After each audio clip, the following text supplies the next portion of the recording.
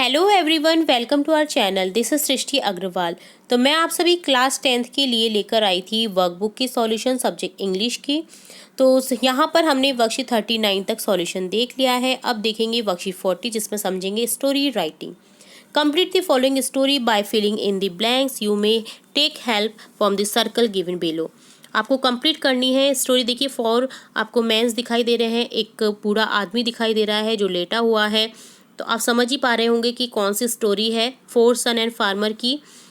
तो आप हिंट ले सकते हैं सर्कल में दिए गए वर्ड्स की और इसे फिल करना है आपको इस स्टोरी को। Once there was an old farmer. एक बार की बात होती है कि एक बूढ़ा किसान होता ही हैड 4 सन्स। उसके 4 बेटे थे। They always quarrel with each other. वो हमेशा एक दूसरे से झगड़ते रहते थे। The farmer was very sad.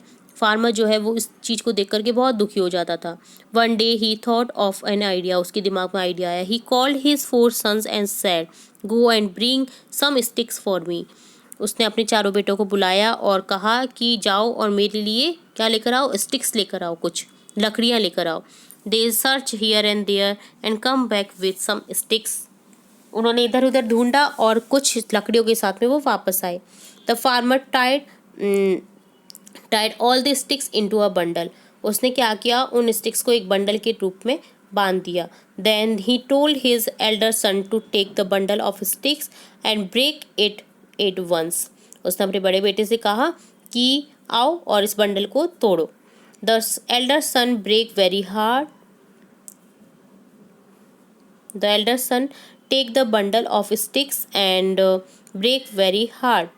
उसने लिया स्टिक्स को और तोड़ने की कोशिश की। Now he repeated the same with his other, untied the bundle and gave break very hard. है ना, तो वो नहीं टूटा। ठीक है। Now he repeated the same with his other. उसने ऐसा ही रिपीट किया अदर सन्स के साथ में, 3 sons to other 3 sons too. They also some couldn't break the bundle of sticks. वो भी नहीं तोड़ पाए उस bundle of sticks को। He then untied the bundle and gave each son a stick to break. उसने क्या किया, अनटाई किया बंडल को और स्टिक दिया बेटे को।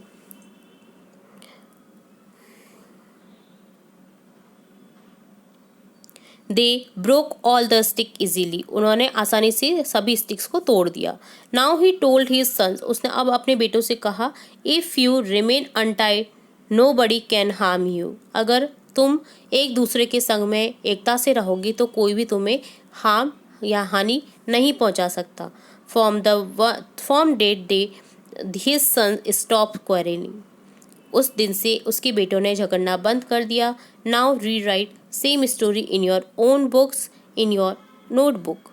आपको अपनी नोटबुक में लिखना है अपने शब्दों में इस स्टोरी को। ठीक है। तो ये एक स्टोरी थी 4 सन्स एंड फार्मर की। बहुत ही अच्छी स्टोरी है। इस बहाने आपको एक स्टोरी भी लर्न हो गई होगी, समझ पा गए होंगे इस स्टोरी को और लर्न कर लीजिएगा इस स्टोरी को, ताकि इस तरह की स्टोरी अगर आपको मिले तो आप डेफिनेटली इस तरह के क्वेश्चन को सॉल्व कर पाए कि किस तरह से लिखा जाता है। आपको हिंट भी मिल गई है यहाँ पर, तो आप हिंट भी लिख सकते हैं दिए गए ब्लैंक्स में। तो ये था वर्कशीट 40 का सॉल्यूशन। आगे की वर्कशीट का सॉल्यूशन हम नेक्स्ट पार्ट में देखेंगे। तो जुड़े रहें आपके अपने चैनल के साथ। वीडियो को पूरा देखने के लिए धन्यवाद।